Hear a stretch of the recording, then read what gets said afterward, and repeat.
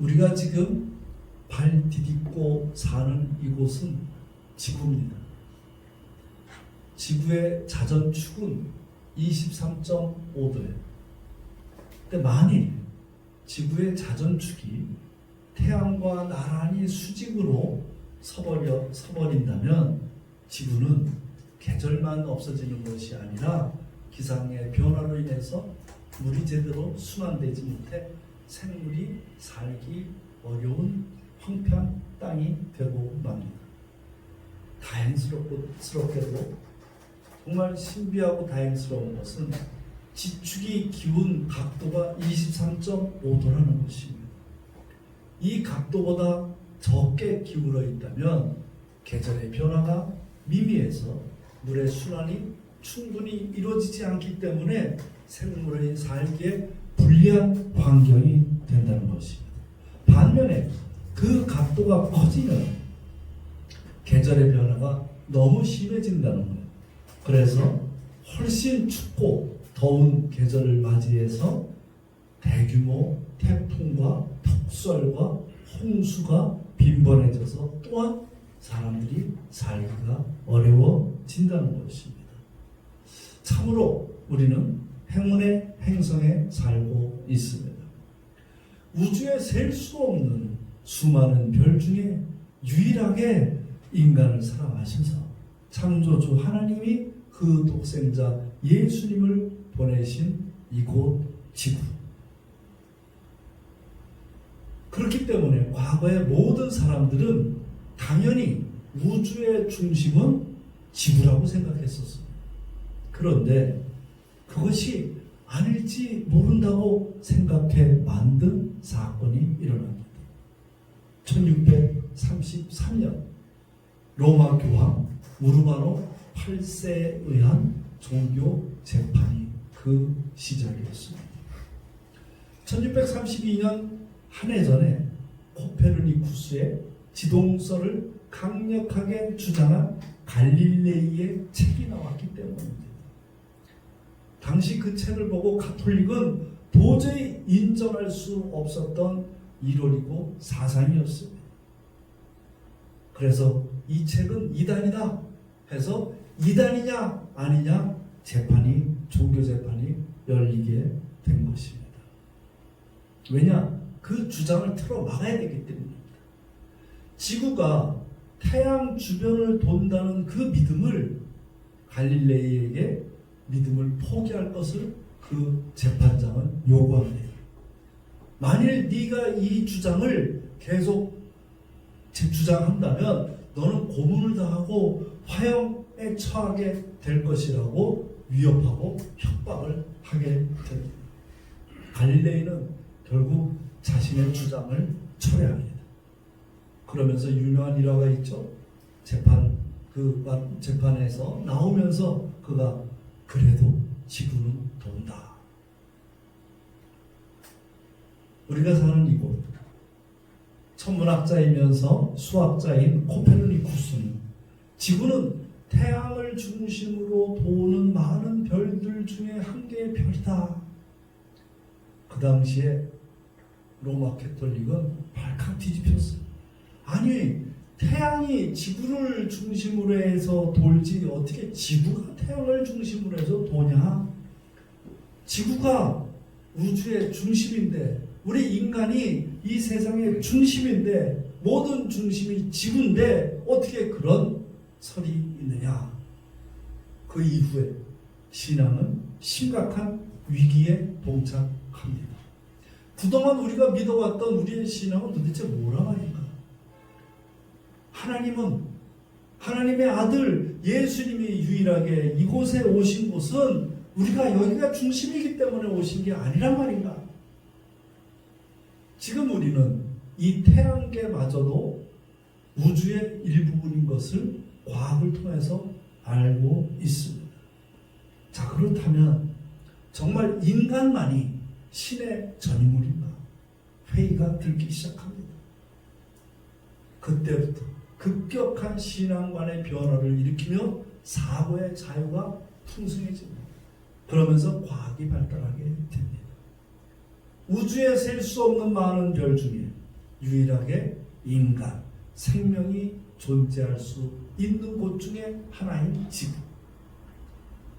500년 전 지구를 중심으로 태양이 돈다고 생각했던 그들의 갇힌 사고 속에 이해하던 하나님과 지금 우리가 믿는 하나님은 분명 차이가 있습니다. 모든 만물을 창조하신 하나님은 변함이 없으십니다. 그러나 시대에 따라서 그 크신 하나님을 제한하는 것은 우리의 사고일 뿐입니다. 지금 우리에게 나타난 코로나는 그동안 우리가 생각해왔던 기존의 질서를 깨뜨리고 새 질서를 강제로 만들어가게 하고 있습니다. 우리 틀 속에 갇혀있던 신앙관의 범위가 더 넓어지게 만드는 계기가 되었습니다. 이사야서 42장 16절을 함께 읽겠습니다. 이사야서 42장 16절 시작. 내가 맹인들을 그들이 알지 못하는 길로 이끌며 그들의 알지 못하는 첩경으로 인도하며 흑암으로 그 앞에 광명이 되게 하며 구분대를 곱게 할 것이라. 내가 이 일을 행하여 그들을 버리지 아니하리니. 여러분, 우리 인간은 그동안 스스로 탁월하다고 착각하며 살아왔습니다. 그런데 알고 보니 우리가 맹인과 다를 바가 하나도 없는 거예요. 오늘 여호와 하나님께서 말씀하십니다. 그 맹인들을 그들이 알지 못하는 길로 이끄신다고 말씀하십니다. 여호와께서 알지 못하는 길로 이끄는데 그 길이 지름길이라는 거예요.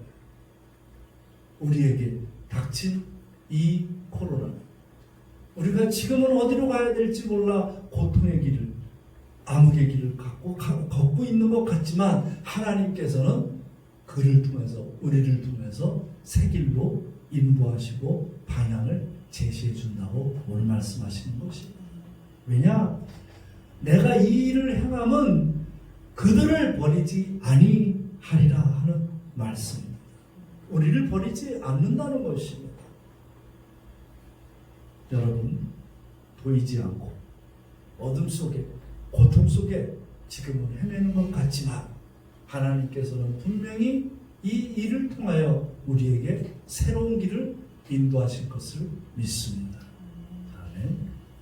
오늘 본문의 배경이 되는 24편, 시편 24편에서 7, 8, 10절을 제가 읽겠습니다. 문들아 너희 머리를 들지어다. 영원한 문들아 들지어다. 영광의 왕이 들어가시로다. 영광의 왕이 누구시냐? 강하고 능한 여호와시요 전쟁에 능한 여호와시요 영광의 왕이 니시며 만군의 여호와께서 곧 영광의 왕이시로다. 아멘. 이 성경 구절, 이 시는 바벨론 포로에서 70년 만에 고레스 왕의 귀한 명령에 따라서 예루살렘에 돌아온 이스라엘 민족이 그 부서진 곳에서 하나님 법궤를 성전에 안치하면서 드리는 시입니다. 생각을 해보십시오. 70년 전에 포로로 끌려가면서 예루살렘은 완전히 폐허가 됐습니다. 그리고 70년 만에 다시 돌아온 그 폐허는 예루살렘은 아무것도 남아있지 않았을 것입니다. 그곳에서 그들은 새로이 시작했어야 됐습니다. 새로운 시작을 그들은 성전 앞에서 법궤를 옮겨놓고 이 시로 하나님께 시작을 하는 것입니다. 자기들의 뜻과는 전혀 관계없이 바벨론 포로로 끌려갔고 또 어느 날 너희 땅으로 돌아가라 하는 귀한 명령에 의해서 70년 만에 돌아온 그들, 하나님께서는 잊지 않고 맹인들을 인도하신 것입니다. 오랫동안 황폐되어 있던 그곳에서 모든 것이 무너진 그 예루살렘에서 그들은 새로운 국가를 만들었어야 됐습니다. 성전에 가서 예배드리면서 그들은 생각이 어땠을까요? 그들은 아무것도 없는 곳에서 돌이켜봤을 것입니다. 하나님, 우리가 무엇을 잘못했길래 우리에게 이렇게 포로 생활을 하게 하시고 또 이제 저희들이 돌아오게 했습니까? 하나님, 하나님께 물어보는 거예요. 저희들 무엇을 잘못했습니까? 이제 우리가 새롭게 시작하는데 우리가 어떻게 해야 되겠습니까?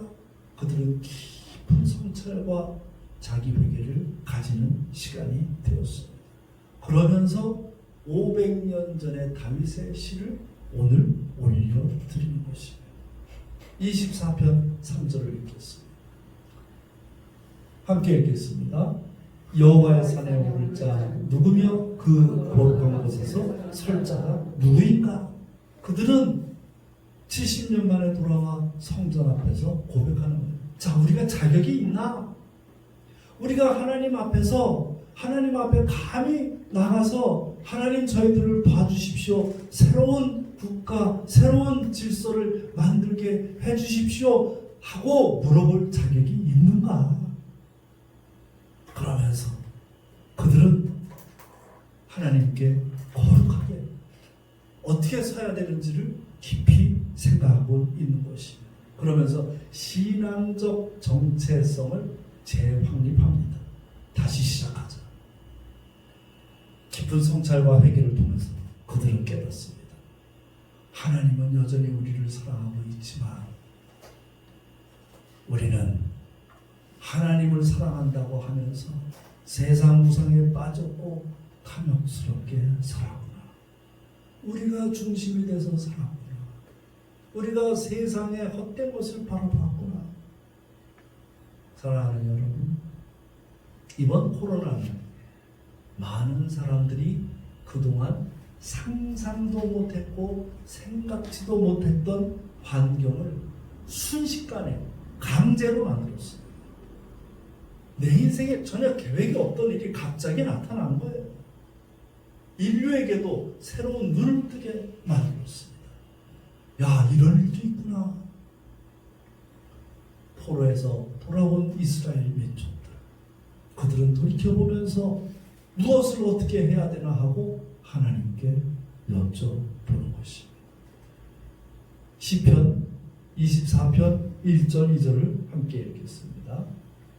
시편 24편 1절 2절 함께 시작. 땅과 함께 충만한 것과 세계와 그 중에 거하는 자가 다 여호와의 것이고 여호와께서 그 돌을 바다 위에 세우시며 강들 위에 건설하셨도다. 아멘. 이 시는 다윗의 시입니다. 다윗이 오벳 에돔의 집에서 예루살렘으로 하나님의 언약궤를 가져와서 언약궤를 바치면서 지은 시입니다. 그 배경이 바로 오벳 에돔에서 예루살렘으로 성전 그 언약궤를 가져와서 지은 시인 것입니다. 다윗이 누굽니까? 다윗은 사울 왕의 사위였어요.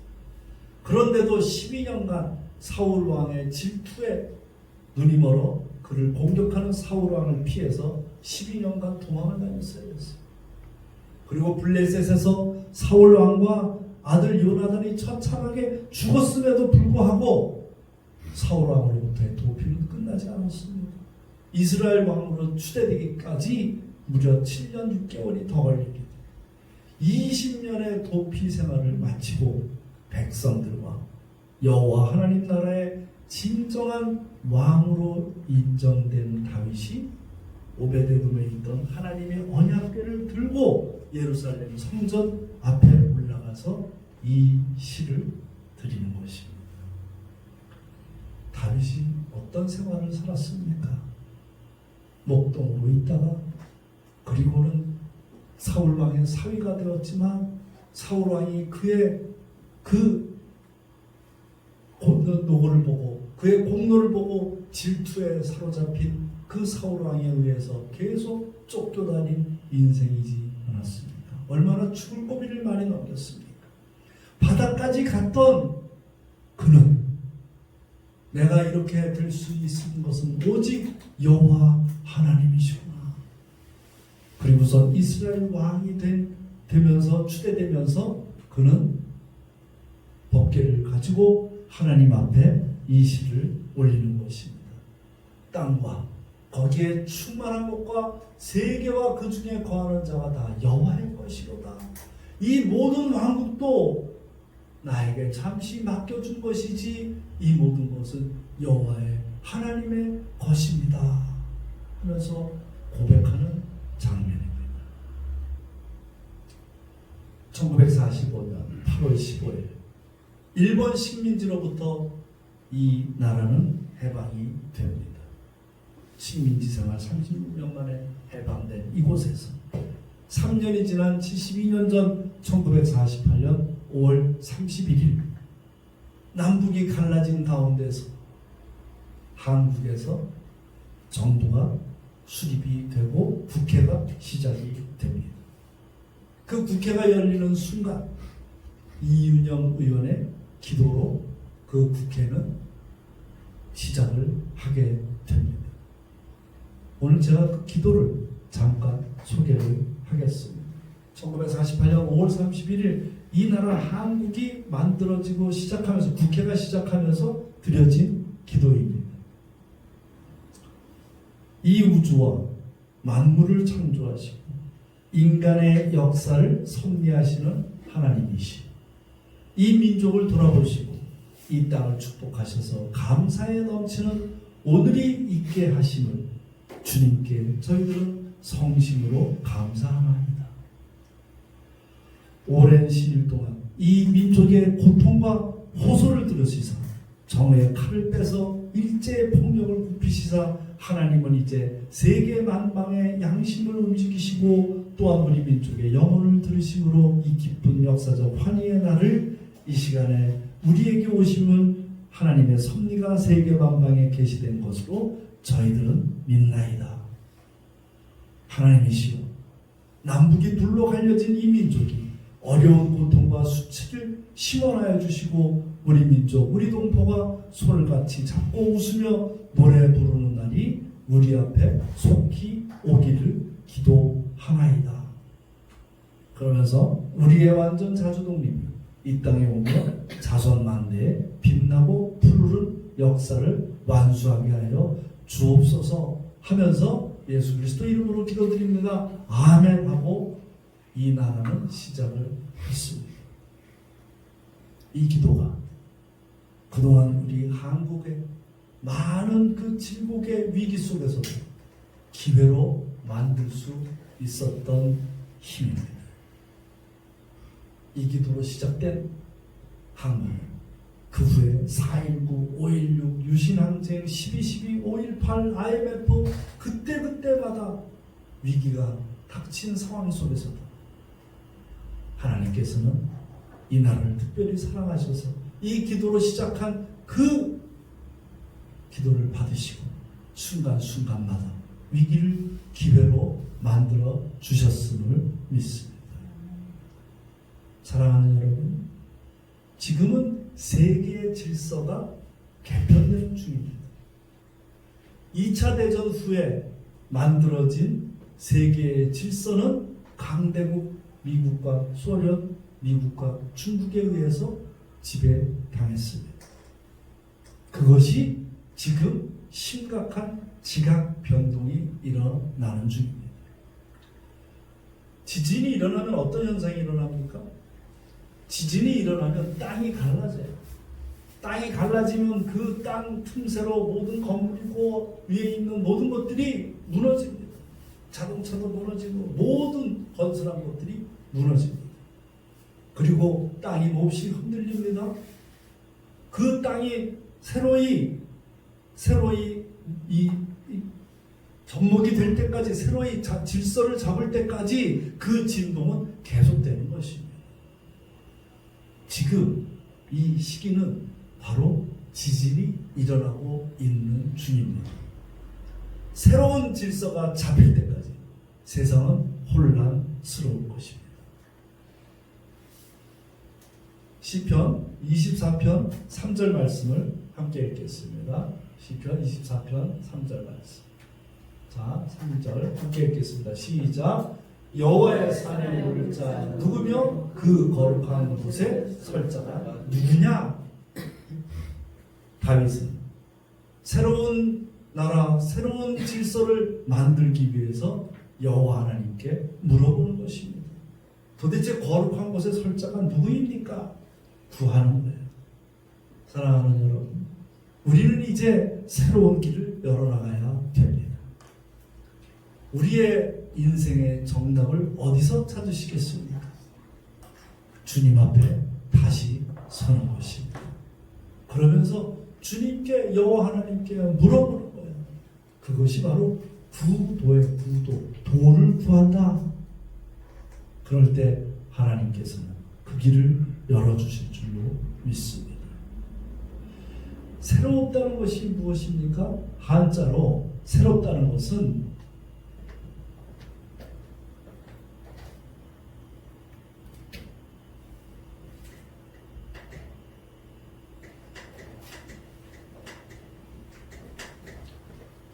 새로울 신입니다.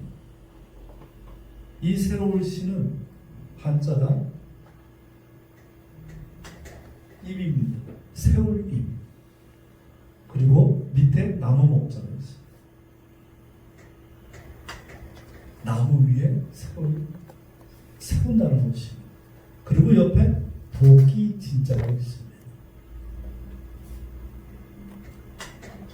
복이 진짜. 나무가 새로이 세워질 때 도끼로 계속 가지치기를 한다는 뜻입니다.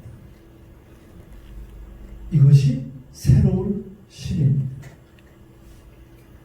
우리는 새로운 질서를 향해서 질서를 만들어가고 있는 중입니다. 그러기 위해서는 도끼질로 계속 자기를 쳐야 되는 것, 가지치기를 해야 되는 것. 자기가 그동안 가지고 있었던 자아, 아직, 고집, 옛 습관, 나쁜 습관들을 계속 쳐나가면서 만들어 세워나가야지 새로운 길로 갈 수 있는 것입니다. 새 질서를 만들기 위해서는 시편 24편 4절을 제가 읽겠습니다. 곧 손이 깨끗하며 마음이 청결하며 뜻을 허탄한 데에 두지 아니하며 거짓 맹세하지 아니하는 자로다. 자, 다윗이 여호와의 산에 오를 자가 도대체 누구이겠습니까? 그 거룩한 곳에 설 자가 누구겠습니까? 하고 물어볼 때 여호와께서는 말씀하시는 것입니다. 손이 깨끗하고 마음이 청결하며 뜻을 허탄한 데 두지 아니하며 거짓 맹세하지 아니하는 자라. 손이 깨끗하다는 것은 무엇입니까? 히브리인들에게 손이 깨끗하다는 것은 행실을 얘기합니다. 손은 행실을 이야기합니다. 바른 행실. 중심에 거리낌이 없는 거예요. 내가 하고 있는 이 일이, 내가 하고 있는 이 행위가 양심에 거리낌이 없는 거예요. 그리고 마음이 청결한 자는 무슨 뜻입니까? 영이 맑은 자예요. 늘 영적으로 십자가 예수님을 바라보며 그곳에서 지혜와 분별력을 구해 영으로 깨어있는 자를 말씀합니다. 그리고 뜻을 허탄한 데 두지 않는다 그랬어요. 뜻을 허탄한 데 두지 아니하며 뜻을 허탄한 데 둔다는 것은 무엇입니까? 우상, 무가치한 것에 영혼을 팔지 않겠다는 것입니다. 점집 다니고 점보고 굿하고 미신 찾아다니는 것만이 우상이 아닌 것입니다. 내 마음이 지금 어디에 온통 집중되어 있는가? 어디에 쏠려 있는가? 무엇을 지금 현재 내가 갈망하고 있는가? 만몬인가? 돈인가? 아니면 내 자녀인가? 아니면 탐심인가? 아니면 끊임없는 무언가를 하겠다는 욕심인가? 결국 무엇이 나를 지배하고 있는가? 쓸데없는 것에 관심 두지 않는다는 것입니다. 그리고 또 이야기합니다. 거짓 맹세치 아니하는 자로다. 거짓 맹세라는 게 무엇입니까? 자기가 할 의지도 없으면서 행할 것처럼 맹세하는 거예요. 사랑하는 여러분, 약속 잘 지키는 사람이 되십시오. 입에서 나온 것은 꼭 지키려고 노력하십시오. 왜 교회 다니던 사람들이 교회 안 나오는지 아십니까? 신실하지 못한 자들이 교회에 있기 때문에. 신실하지 못한 자들이 교회에 오면 신실해져야 되는데, 도리어 신실했던 사람이 교회에 오면 교회의 나쁜 일들을 보면서 신실하지 못한 자들이 되는 거예요. 그 자들을 보면서 내가 저렇게 신실하지 않는 사람이 다니는 교회라면 안 다니겠다. 안 나오는 거예요. 왜? 교회가 교회답지 못했기 때문에. 사랑하는 여러분, 세상에 본이 되십시오. 순간순간을 모면하기 위해서 인기응변식으로 대답하지 마십시오. 행하지 못할 일은 입으로 내지 마십시오. 그것이 뜻을 허탄한 데 두지 아니하며 거짓 맹세치 아니하는 자다. 오늘 당에서 그 성전을 드리면서 바로 이런 자가 앞으로의 새 질서를 이끌어 나가는 자들이다. 만들어 나가는 자들이라고 구하는 것입니다. 여러분, 왜 지금 세계가 이렇게 혼란스러운 줄 아십니까? 전 세계 많은 지도자들 중에 하나님을 믿는다는 기독교인들도 리더들도 많습니다. 그런데 그 많은 신앙인들이 믿지 않는 자들과 똑같이 힘을 가지고 뺏고 무력으로 질서가 유지되게 통치하고 있기 때문인 것입니다. 옛 질서. 그저 신무기를 개발하고 천문학적으로 돈을 붓고 핵을 개발했어요. 그런데 결과는 지금 코로나로 인해서 모든 것이 무력하게 되는 것을 보면서 이것이 진리가 아니구나. 이것이 올바른 길이 아니구나 하는 것을 깨닫게 만들고 있습니다. 로마 시대에 로마는 팍스 로마에서 로마의 모든 무력으로 그 당시의 세계를 지배하고 있었습니다. 그때 아무 힘도 없었던 젊은 청년이 나타나 하나님의 사랑과 평화를 부르짖습니다. 그러다가 십자가에 못 박혀 죽으시고 부활하십니다. 어떻게 보면 예수님께서 이 땅에 오셔서 내가 너희를 사랑한 것처럼 너희도 서로 사랑하라. 이 진리의 말씀이 그 당시에는 계란으로 바위깨기였을 것입니다. 그러나 그를 따르던 많은 예수를 믿는 자들이 300여 년이 지나 그 로마를 정복해서 지금까지 우리의 사상을 지배해 오고 있습니다. 그럼에도 불구하고 우리의 인간들은 예수의 진리를 각자 방식대로 자기식대로 해석하면서 잘못 적용해 왔기 때문에 지금 이런 사태가 일어나는 것입니다. 오늘 말씀하십니다. 모든 것을 누가 만들었습니까? 창조주 하나님이 만드셨습니다. 이제 십자가의 새로운 길로 우리는 초심으로 돌아가야 될 때입니다. 사랑과 생명과 평화를 가지고. 여러분, 사물을 볼 때 두 가지 관점이 있습니다. 하나는 모든 사물을 이익의 눈으로 볼 것이냐, 저걸 하게 되면 내가 얼마나 이익이 생길 것이냐 하는 눈으로 볼 것이냐, 아니면 하나님의 관점에서 하나님 나라의 눈으로 볼 것이냐. 하나님의 질서는 자기를 내려놓고 함께 더불어 만들어 나가야 됩니다. 고린도전서 14장 33절, 하나님은 무질서의 하나님이 아니시오 오직 화평의 하나님이시로다. 우리는 그동안 바벨탑을 쌓고자 무단히 애를 썼습니다. 무단히 전 세계를 내 집같이 하루 만에 오고 가고 하면서 전 세계를 누비고 다녔습니다. 그런데 지금 모든 것이 스톱돼서 가지도 못하고 오지도 못하는 상황이 되었습니다.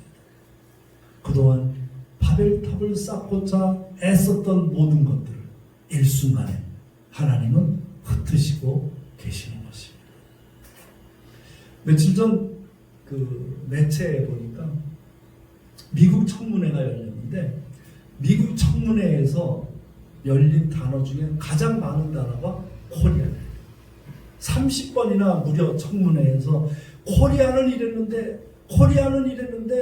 진단키트가 이랬는데 검사는 이랬는데 무려 30번이나 코리아고 나왔다는 것입니다.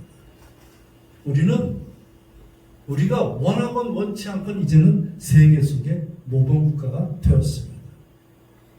여러분, 무엇이 그들로 하여금 한국을 그렇게 바라보게 만들었을까요?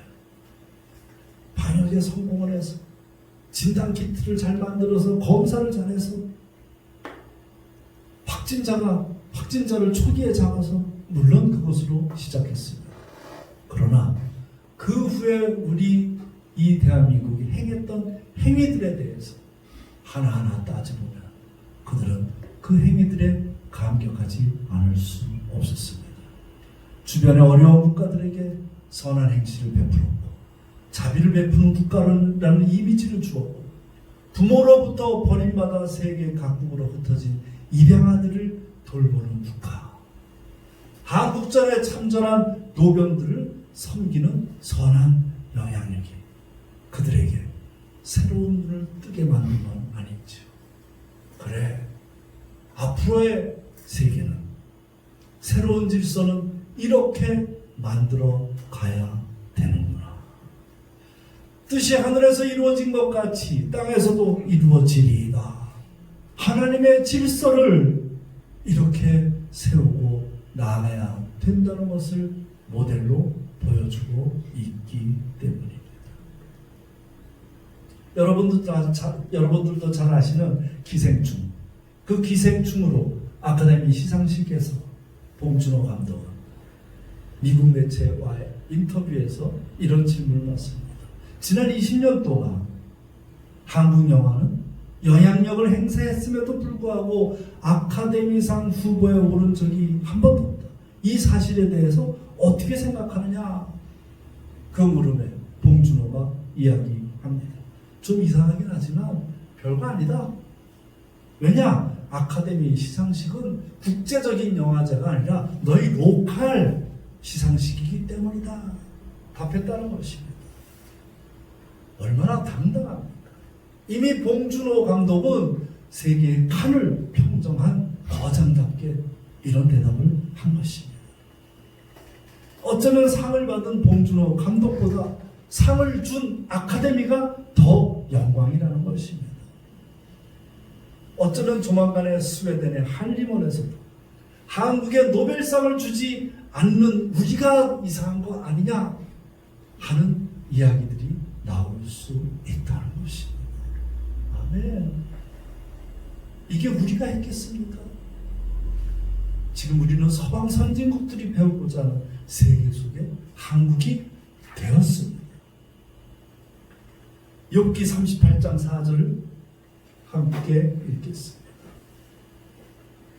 욥기 38장 4절 제가 읽겠습니다. 내가 땅의 기초를 놓을 때 내가 어디 있었느냐? 내가 깨달아 알았거든 말할지어다. 무엇입니까? 욥에게 하나님께서 말씀하시는 것이에요. 욥은 하루아침에 본인의 의사와는 전혀 상관없이 완전히 나락으로 떨어졌습니다. 가족들이 모두 죽었고 모든 재산들이 한순간에 다 날아갔습니다. 그리고 자기의 몸은 질병으로 고통을 받고 있습니다. 오죽하면 그의 아내가 하나님을 원망하고 떠나라고 이야기를 했겠습니까? 또 친구들은 와서 뭐라고 합니까? 인과응보다 네가 무언가 잘못한 게 있기 때문에 네가 이 고통을 받는 거다. 욥은 자기 잘못한 거 없어. 하나님 나는 너무너무 힘들고 어려워요. 그렇지만 저는 하나님 원망하지 않겠습니다. 마지막에 하나님께 계속 친구들이 공격하고 욥도 너무너무 힘들어서 고통받고 있을 때 욥에게 하나님께서 말씀하시는 것입니다. 너 이 모든 땅의 기초 누가 만들었니? 너 만들 때 뭐하고 있었니? 그렇습니다. 아무도 이것을 만든 것에 아무도 역할을 한 것은 없습니다. 사랑하는 여러분, 우리는 강대국도 아닙니다. 핵도 가지고 있지 않습니다. 그러나 어느 때보다도 세계 속에서 강한 영향력을 미치고 있습니다. 절대 우리 힘이 아닌 것입니다. 카이로스, 하나님의 때가 온 것입니다. 뜻이 하늘에서 이루어진 것 같이 땅에서도 이루어지리다. 하나님 나라를 이 땅에 건설하라고 우리를 통해서 그 사명을 깨닫게 하신 것입니다. 사랑하는 여러분, 이제 열리는 새로운 시대에서는 새 질서를 만들기로 결단해야 됩니다. 새 질서는 생명을 보존시키며 생명을 치유하는 자연 앞에서 겸손해야 됩니다. 옛 질서는 생명을 경시했습니다. 닥치는 대로 잡아먹고 환경 파괴하고 남이 죽든가 말든가 신경 안 쓰고. 내일이 5.18 40주년 되는 해입니다. 5.18 40주년 되는 해 교회는 회개해야 됩니다. 40년 전 우리는 그들이 그 땅에서 우리의 군인들에게 죽어갈 때 그들을 위해서 기도하지 않았습니다. 그들을 외면했습니다. 그것이 많은 보수교회들이 했던 일들입니다. 우리는 그 영혼에 우리가 그 당시에 그 죽어가는 생명들을 위해서 기도하고 함께 반응했어야 됐습니다. 이제 새 질서는 그러한 불의에 과감하게 일어나야 되는 겁니다. 새 질서는 공생공존을 방해하는 일에 예민하게 반응해야 됩니다. 사랑하는 여러분, 세상은 구호로 바꿔지지 않아요. 달라지지 않습니다. 지구 차원의 변화가 요청되는 지금 진실로 개혁과 대변화가 일어나길 구하며 행동해야 될 때입니다. 왜 우리가 매주 영상을 틀면서 우리가 통일에 대해서, 평화에 대해서 나눌까요? 왜? 우리가 행동해야 되기 때문입니다. 새 질서는 전쟁 없는 평화로운 세상을 꿈꿔야 됩니다. 아니, 행해야 될 때입니다. 나라와 민족, 사상과 이념, 철학과 종교를 넘어 서로 감사하며 존중하며 배려하며 사는 세상을 만들어 가야 됩니다. 하나님을 겸허히 경외하는 공동체를 만들어 가야 됩니다. 저는 우리 사랑의 숲 화평 공동체가 그 공동체가 될 것을 믿습니다. 새 질서는 사랑, 생명, 평화를 위해서 서로 십자가를 질 수 있어야 됩니다. 인간의 탐욕으로부터 벗어나 오염 없는 세상을 만들어야 됩니다. 세상에는 네 가지의 부류의 사람들이 있습니다. 첫째, 변화를 이끄는 사람들. 둘째, 변화를 쫓아가는 사람들. 셋째, 변화에 둔감한 사람들. 넷째, 변화를 두려워하며 거부하는 사람들입니다. 성경은 하나님 보시기에 좋았더라는 방향으로 변화를 이끄는 사람들의 기록입니다. 사랑하는 여러분, 현실이 변하면 생각을 바꿔야 됩니다. 이제 여러분들은, 우리 모두는 변화를 이끄는 사람이 되기를 원합니다. 아니, 최소한 변화를 따라가는 사람들이 되기를 바랍니다. 요한복음 15장 5절을 제가 읽겠습니다. 나는 포도나무요, 너희는 가지라. 그가 내 안에 내가 그 안에 거하면 사람이 열매를 많이 맺나니 나를 떠나서는 너희가 아무것도 할 수 없음이라. 아멘. 새 질서를 만들어가는 능력은 포도나무 대신 예수님 안에 꼭 붙어 있는 것입니다. 기도하겠습니다.